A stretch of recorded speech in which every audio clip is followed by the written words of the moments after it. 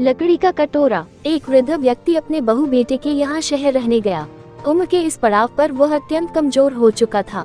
उसके हाथ कांपते थे और दिखाई भी कम देता था। वो एक छोटे से घर में रहते थे। पूरा परिवार और उसका 4 वर्षीय पोता एक साथ डिनर टेबल पर खाना खाते थे। लेकिन वृद्ध होने के कारण उस व्यक्ति को खाने में बड़ी दिक्कत होती थी। कभी मटर के दाने उसकी चम्मच से निकलकर फर्श पे बिखर जाते तो कभी हाथ से दूध छलककर मेजपोश पर गिर जाता। बहू बेटे 1-2 दिन ये सब सहन करते रहे, पर अब उन्हें अपने पिता की इस काम से चिढ़ होने लगी। हमें इनका कुछ करना पड़ेगा, लड़के ने कहा। बहू ने भी हाँ में हाँ मिलाए और बोली, आखिर कब तक हम इनकी वजह से अपने खाने का मजा किरकिरा करते रहेंगे, और हम इस तरह चीजों का नुकसान होते हुए भी नहीं देख सकते। अगले दिन जब खाने का वक्त हुआ तो बेटे ने एक पुरानी मेज को कमरे के कोने में लगा दिया। अब बूढ़े पिता को वही अकेले बैठकर अपना भोजन करना था।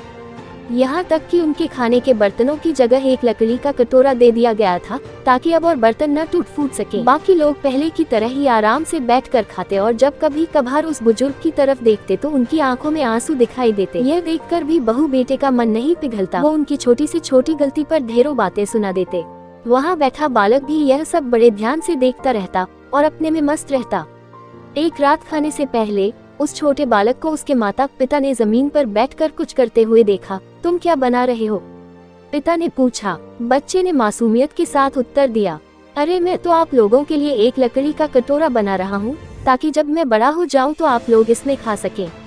और वो पुनः अपने काम में लग गया।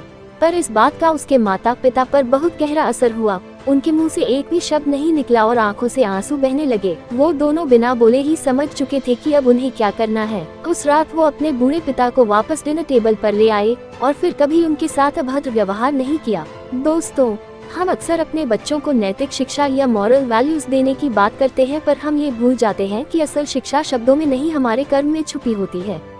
अगर हम बच्चों को बस ये उपदेश देते रहे कि बड़ों का आदर करो, सबका सम्मान करो और खुद इसके उलट व्यवहार करे तो बच्चा भी ऐसा ही करना सीखता है। इसलिए कभी भी अपने पेरेंट्स के साथ ऐसा व्यवहार ना करें कि कल को आपकी संतान भी आपके लिए लकड़ी का कटोरा तैयार करने लगे। दोस्तों, अगर आपको इस कहानी से कुछ सीख मिली हो तो प्लीज वीडियो को एक लाइक कर देना।